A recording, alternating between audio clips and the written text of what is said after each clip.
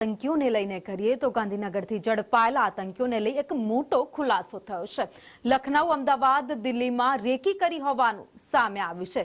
ત્રણેય આતંકીઓ જેણે રેકી કરી હતી અલગ અલગ વિસ્તારોમાં, તો ગાંધીનગરથી ઝડપાયેલા આતંકીઓને લઈ મોટો ખુલાસો। લખનઉ, અમદાવાદ, દિલ્હીમાં તેઓએ રેકી કરી હતી અને બે આતંકી કાશ્મીર પણ ગયા હોવાનું સામે આવ્યું છે।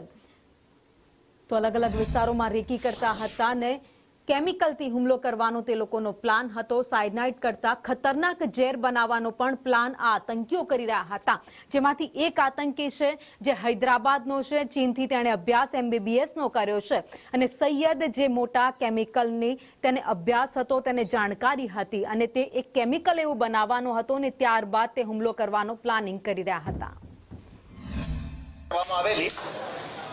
इंट्रोगेशन में सौथी पहला आ पूछपरछ करवामां आवेलो कि भाई एनो शुं इतिहास है।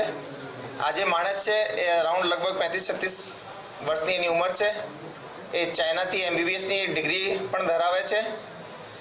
ઘણો બધો સ્ટડીની રીતે, લેંગ્વેજની રીતે ઘણો જાણકાર માણસ છે।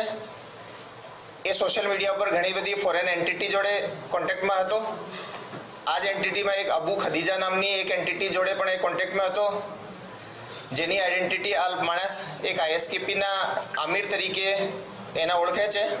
આ લોકોથી જ્યારે પૂછપરછ કરી ત્યારે જાણવા મળેલ કે આ લોકો ઘણા રેડિકલ છે, મૂળતઃ હાફિઝ છે, ભણેલા છે અને એ લોકો દ્વારા પણ દેશના ઘણા બધા હિસ્સાઓમાં, જેમાં લખનઉ, દિલ્હી, અમદાવાદ વગેરે સામેલ છે, એમાં સેન્સિટિવ પ્લેસીસની થોડી રેકી કરેલી છે, ભીડભાડવાળી જગ્યાઓની રેકી કરેલી છે।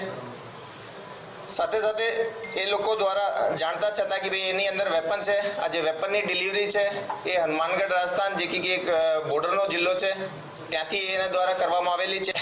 એ પરત એના જણાવ્યા મુજબ એ પરત હૈદરાબાદ જ જવાનો હતો અને જે રીતે આ રાઇઝિન નામનો જે પોટેન્ટ ઝેર બનાવી રહ્યો છે, જેની કે બહુ નાની ક્વોન્ટિટી પણ બહુ વધારે લોકો માટે સફિશિયન્ટ હોય એને ડેડલી મારવા માટે। કહેવાય છે કે સાયનાઇડથી પણ વધારે પોટેન્ટ છે। પાસેથી કેશ બહુ વધારે નથી, એના પરત જવા માટે પૂરતો હતો, પરંતુ એના પાસેથી બે મોબાઈલ સૈયદ પાસેથી મળ્યા છે અને બીજા બંને આરોપી પાસેથી પણ એક મોબાઈલ મળ્યો છે।